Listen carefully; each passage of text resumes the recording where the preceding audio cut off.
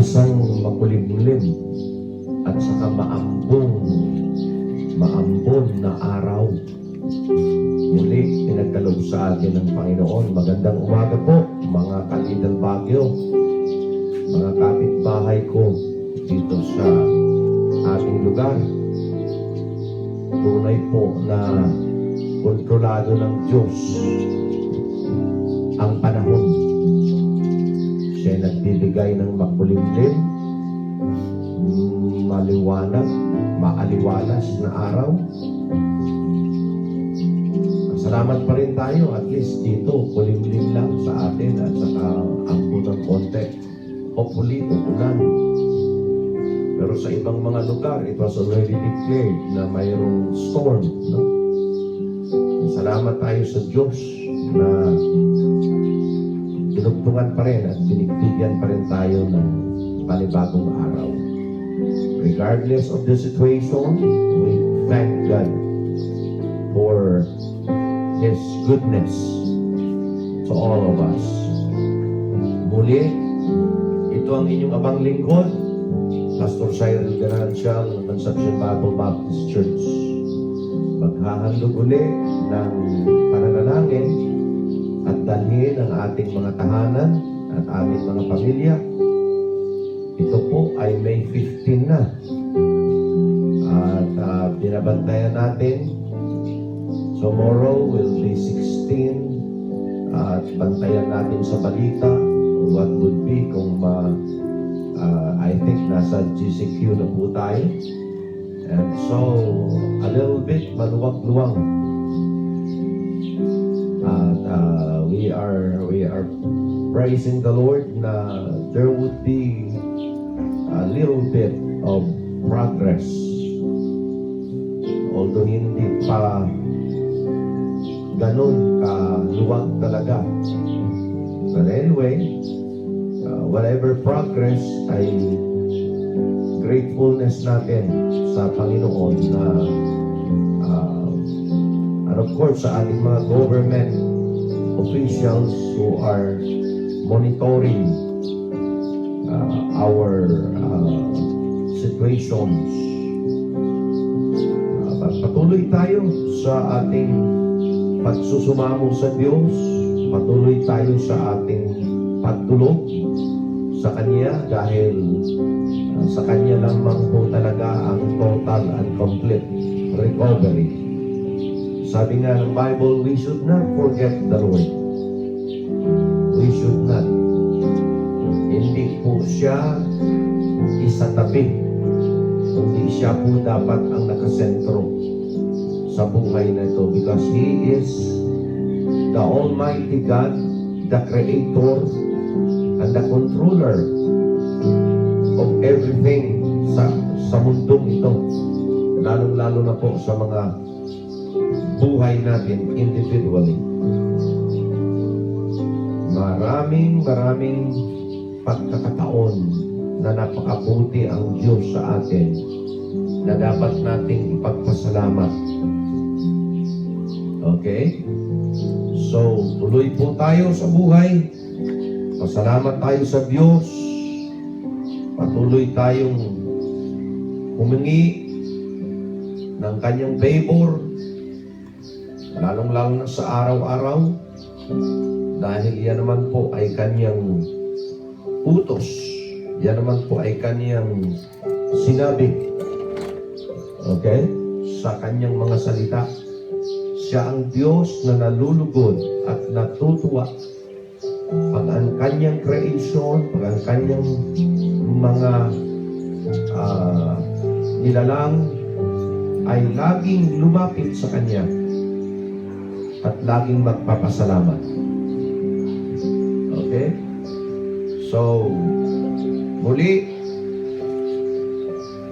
mananalangin ako at saka magbibigay sa inyo ng food for the day. Although parang lumalakas yata yung ambon. At patuloy na, papasok na sa ulan ito.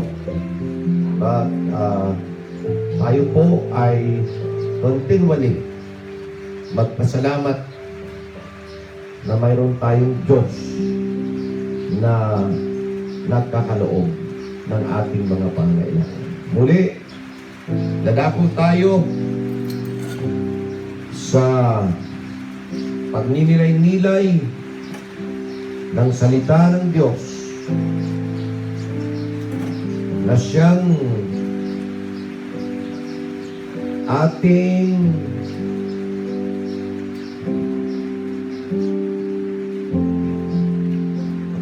pagkain spiritual.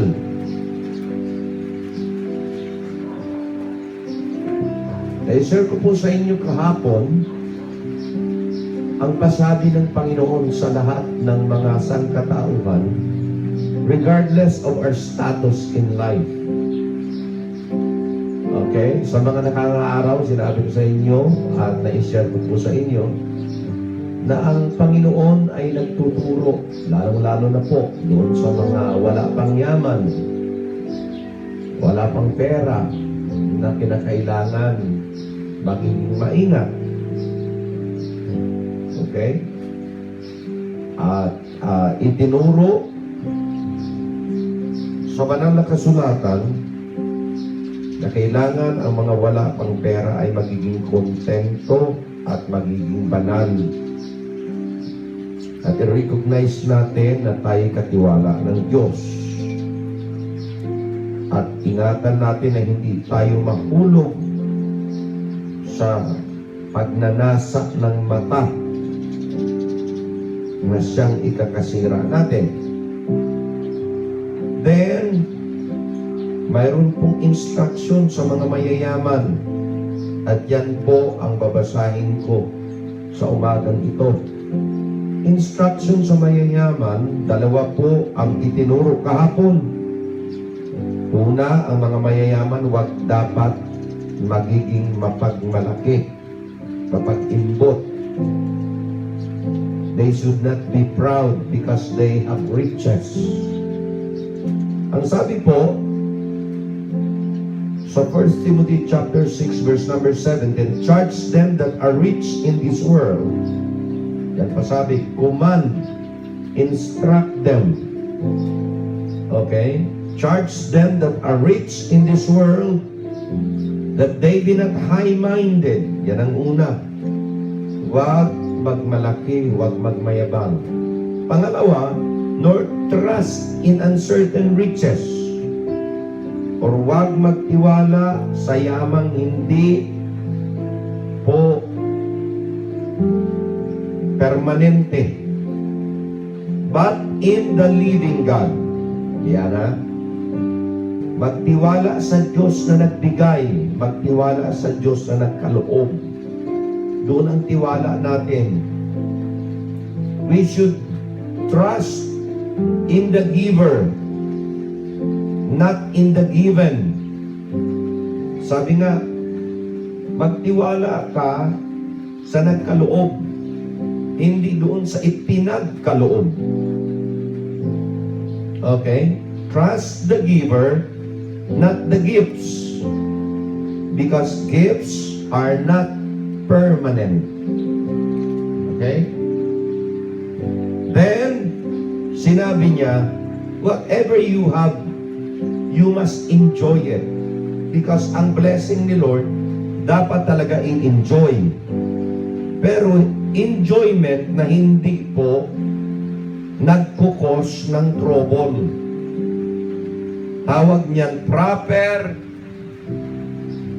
management of God's trust. Tama na paghahandol, na pagmamanage. Okay? At ang napakaganda na sinabing kasunod, that they do good. Yan. Sa mga may kaya, talagang pasabi ng Panginoon. Okay? Na they do good. The mere fact that you are already blessed, you are now commanded to do what is good to your fellow men. Okay? Ano yung doing good? Sabi niya, they do that they be rich in good works, ready to distribute, willing to communicate. Yun. Ang doing good pala ay yung ang isang taong may kaya na sa buhay ay magiging mapagbigay. May kasabihan na, you are blessed to be a blessing. Sabi ng Diyos kay Abraham, I will bless thee that thou shalt be a blessing to others. Yun oftentimes ang hindi nakikita ng mga may kaya sa buhay. Na sila'y pinagpala ng Diyos with a purpose. Na ang purpose ay ito. Sila ay magiging pagpapala sa iba sa magitan ng kanilang pagbabahagi, ready to distribute, willing to communicate. Yung word na communicate po dyan ay pagbibigayan, giving to the needy. Yun. Sa pandemic pong ito, sa karaming taong nagugutom, pinapasalamatan po natin yung ating mga government officials na talagang naghugot sa kanilang sahod, sa kanilang bulsa, para may ipamimigay sa mga needy, sa mga nangangailangan. Napakaganda. Lalong-lalo na yung may mga kaya. Isa pong hinahangaan ko yung Leo Marcos. Regardless sa mga bashing sa kanya, pero grabing pagtulong dahil talagang mayaman eh.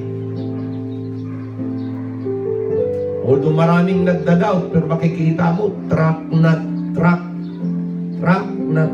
na mga bigas, mga gatas, diapers. Yan po makikita natin may mayaman challenge. Tapos marami ding mayayaman na talagang nag-respond sa kanyang challenge. Napakaganda. Yun naman po talaga nakasulat sa Biblia. Nandito nakasulat na ang mga may kaya, they must do good at maging mayaman hindi lang sa pananalapi, kundi maging mayaman sa mabuting gawa. Ano yung mga mabuting gawa? Ready to share, ready to distribute, and they are willing to communicate. Yan po pasabi sa mga mayayaman.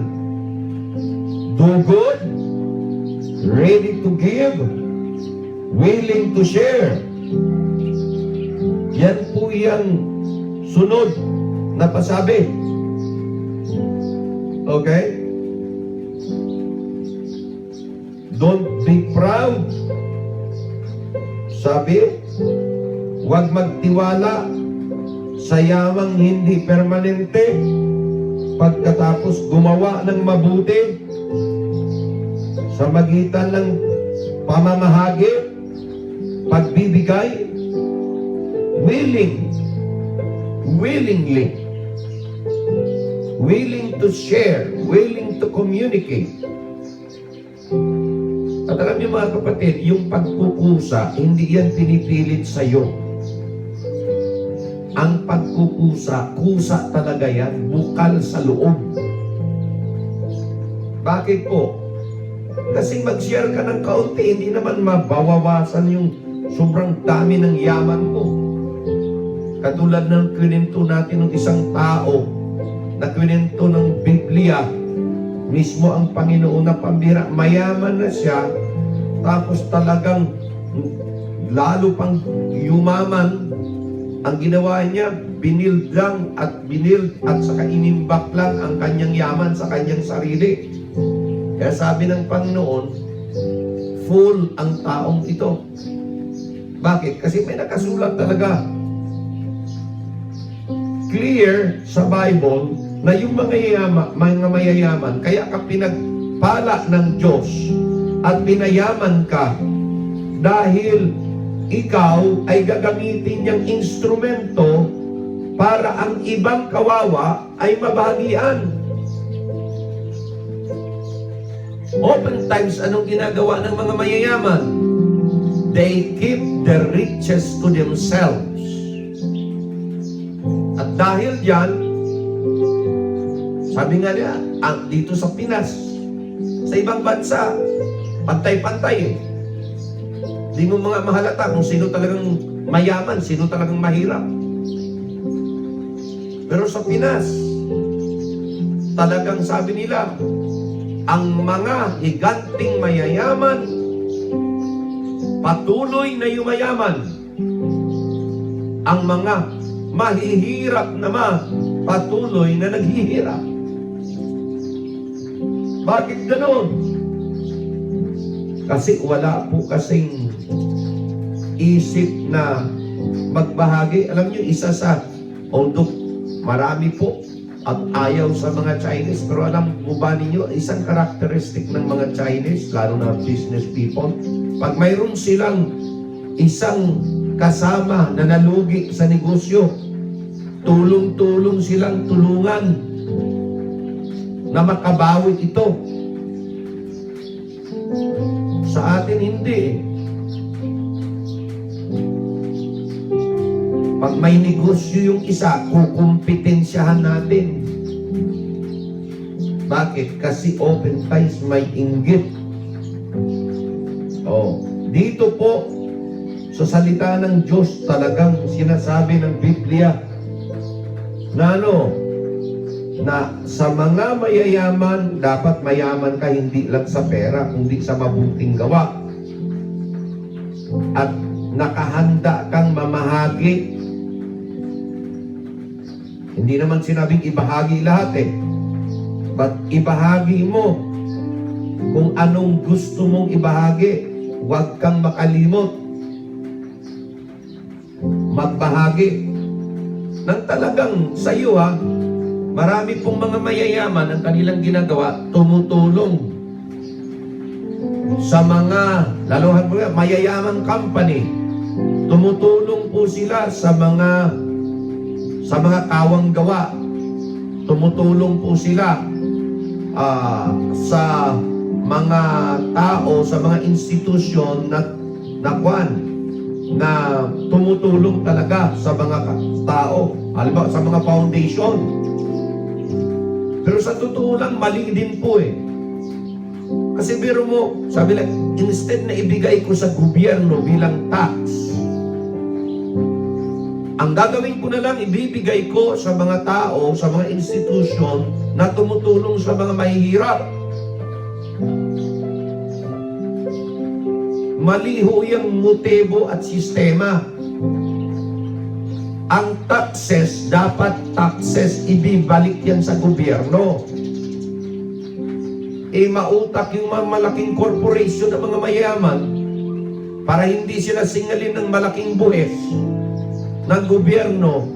Ipapakita nilang tumutulong sila sa mga mahihirap at donate sila dito, donate ng ganyan. Hindi ho masama ang pag-donate. Pero pag ang i-donate mo, tax mo sa gobyerno, kasalanan pa rin yan, mali pa rin yan.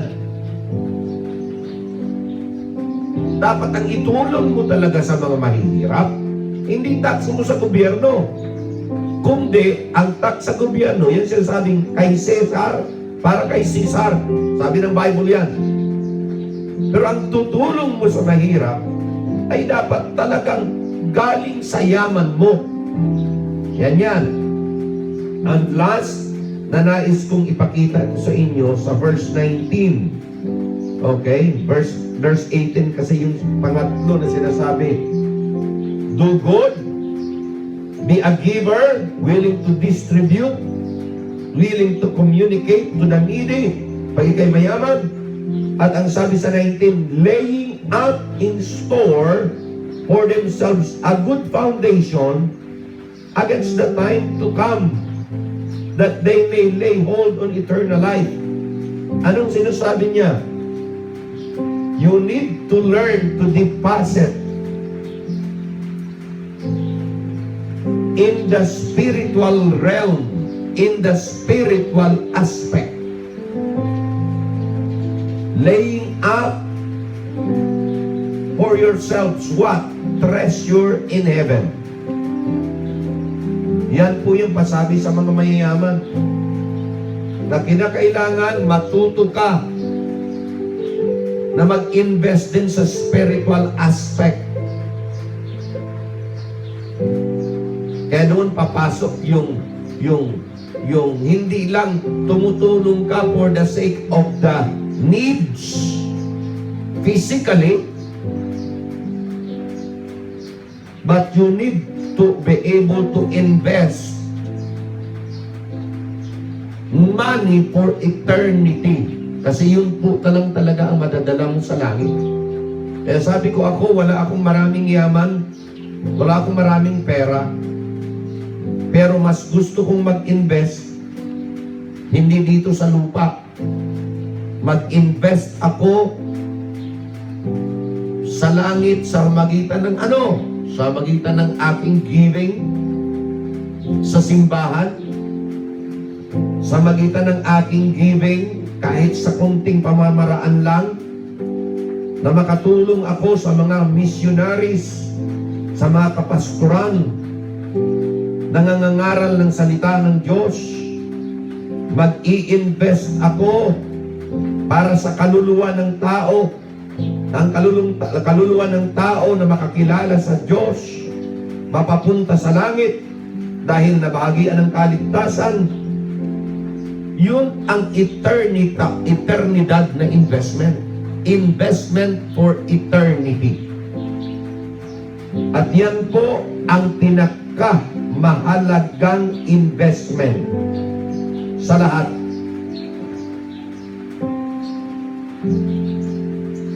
At yung investment na yan ay nalulugod ang Diyos.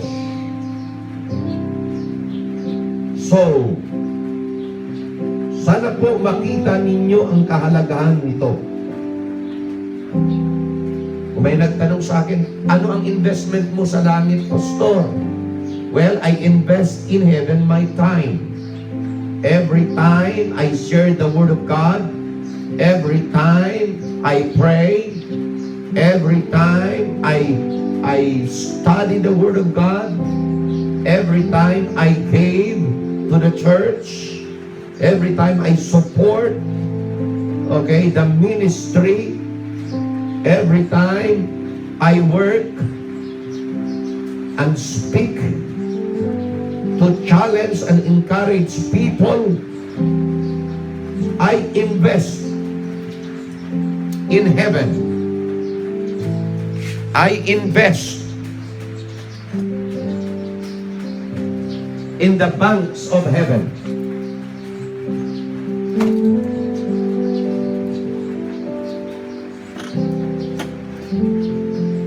Dito po,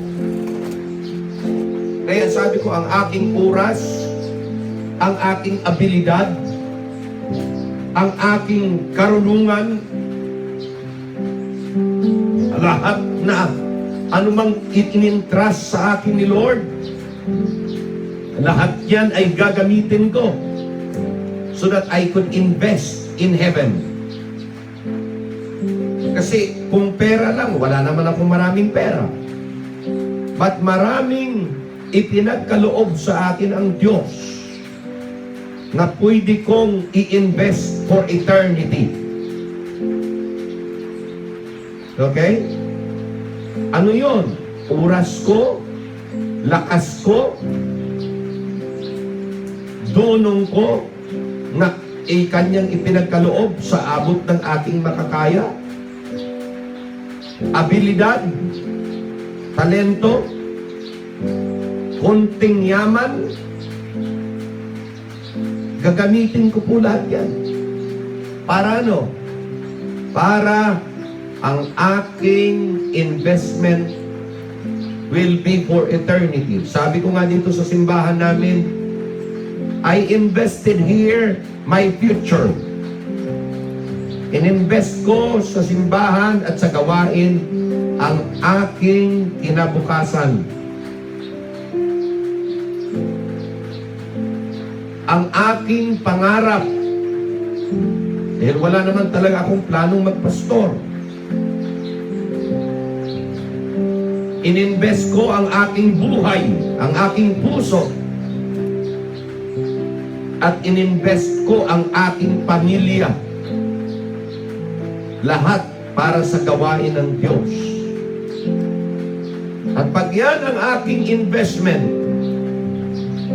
hindi ako lugi. I deposited everything in the spiritual aspect. I want to make sure that my deposit will last for eternity. At yan po ang pinaka-purpose ng buhay na to. I don't know sa inyo kung kayo may kaya na sa buhay. Where do you invest so much? Where do you invest so much your time? Where do you invest so much your talent? Where do you invest so much your treasure? Kayo lang po ang makakasagot niyan. By this time, tayo po ay tapos na sa pasabi para sa mga may kaya. At tomorrow, babalik uli tayo doon sa ating concern sa buhay na to. Tutuloy po natin yan. So, salamat sa Diyos na tayo binibigyan ng mga pagtuturo na ito po ay talagang mahalagang i-recognize at i-realize po natin. Habang may panahon pa tayo, habang binibigyan pa tayo ng Diyos ng buhay. Okay? Kaya, dyan papasok yung we need to recognize, lay up for ourselves treasure in heaven. Nasabi naman lay not up for yourself treasure on earth. So napakaganda po na ating matyagan yan. Pasabi sa mga may kaya sa buhay, una, huwag magmalaki. Pangalawa, huwag magtiwala sa yamang mayroon ka ngayon kasi hindi permanente yan. Do what is good. Be a giver, share your blessing, and last, I lay up treasure in heaven. Heavenly Father, Lord, today is another day of blessing. Thank you for the rain. Thank you for the life that you have added in our life. Muli, Panginoon, aking dinudulog sa inyo, tinadala ang residente, ang lahat po na naninirahan dito sa lugar ng Little Baguio. Panginoon, panalangin namin muli ang iyong kalinga at pag-iingat, protection, preservation, Lord, at provision sa aming mga tahanan sa araw na to. Kaya dinudulog ko ang lahat ng pamilya. Gonzales, Vergara, Amurao, Gomez, Inson, Avena, Canlas, Magcalas, Tiki, Ganancial family, Mercado family, Castro family, Masiklat, Santos, Sampang, Tuwa family, Sikat, Canyo family, Narag family, Panginoon, Nerison family, Season and Ching family, Neridon family, Gibara, Paras, Kayanan, Liwanag family, Buko family, O Panginoon. Lahat ng mga pamilyang ito, O Diyos, kailangan muli ng kalingan nyo sa araw na ito. Kaya kayo po ay mag-ingat sa aming lahat. Hinihingi namin ang inyong kalinisan. Kung may mga kakulangan kami, patawad. Kung may mga kasalanan kaming nagawa sa inyo, we pray na ang aming pamilya muli ay inyong ingatan, kalingahin sa araw na ito. We continually pray for the Estacio, Baron, Galang, Mungkal, Manyo, Torla, De Guzman, Bernardi, all of these families, Lord, that are residing po dito, Top New family, na kayo, Panginoon, ang patuloy na mag-ingat sa aming lahat sa araw na to. Patnubayan nyo kami at kayo po ang siyang umalalay sa amin sa lahat ng trabaho sa araw na to. I pray for the good health. Gawin mo kaming malusog lahat. Ilayo nyo sa amin ang mga sakit, lalong-lalo na ang COVID-19. Dalangin ko ang aming mga government officials that are working continually. I-bless po ninyo ang kailang mga trabaho. Ingatan nyo rin ang kailang mga pamilya. Patuloy iset free mo ang Concepcion Town na continually kami ay magiging COVID-free na bayan. Tulungan niyo, Panginoon, ang aming probinsya na sana sooner, maybe tomorrow will be declared sa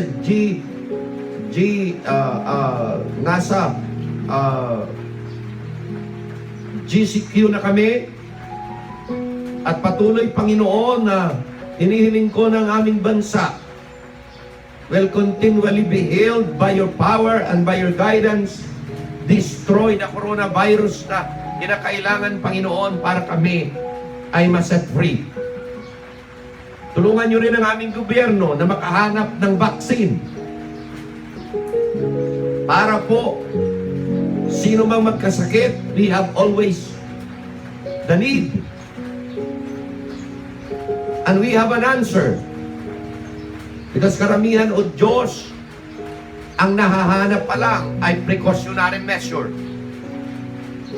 Kaya we pray na sana ang aming mga national government leaders will continually search for the answer that immediate needs, lalong-lalo na po dahil marami pa ang cases na tumataas.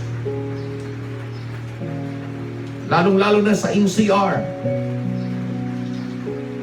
Hindi pa pababa because habang tinitest, marami pa ang napafind out, O God. At nadadagdagan pa ang mga kaswalidad.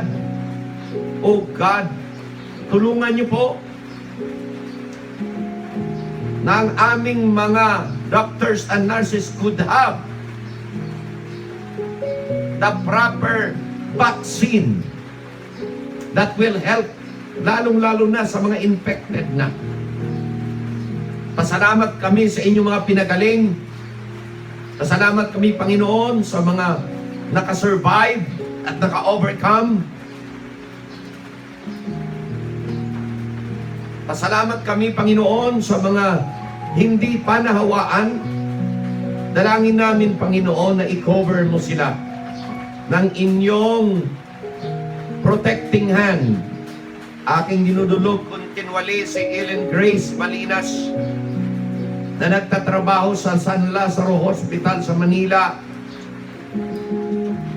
One of our frontliners, Panginoon, tulungan niyo po na siya ay continually be protected and be secured.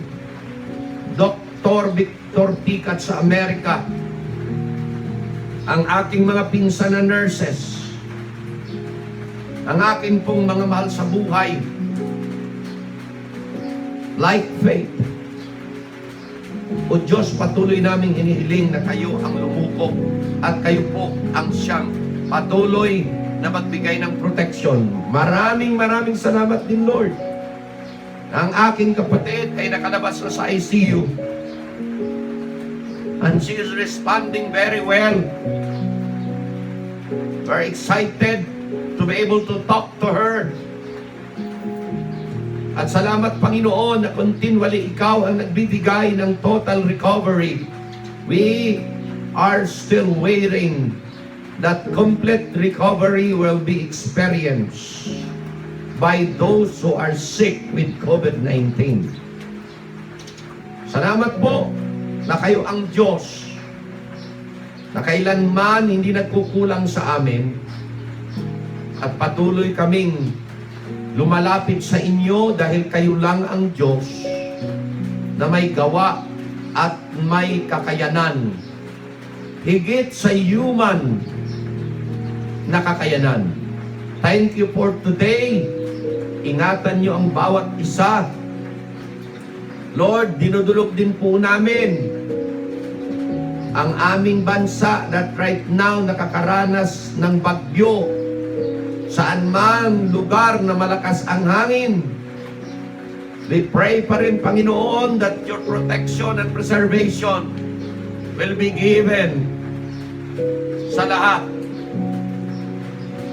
At dalangin namin, Panginoon, lalampas din ang bagyong ito at matatapos. Ganun din po ang coronavirus. I-claim namin that healing and protection will continually upon us. And Lord, your blessing will be upon us. Your hand will be upon all of us today. Ito po yung aking dalangin in Jesus' name. Amen and amen.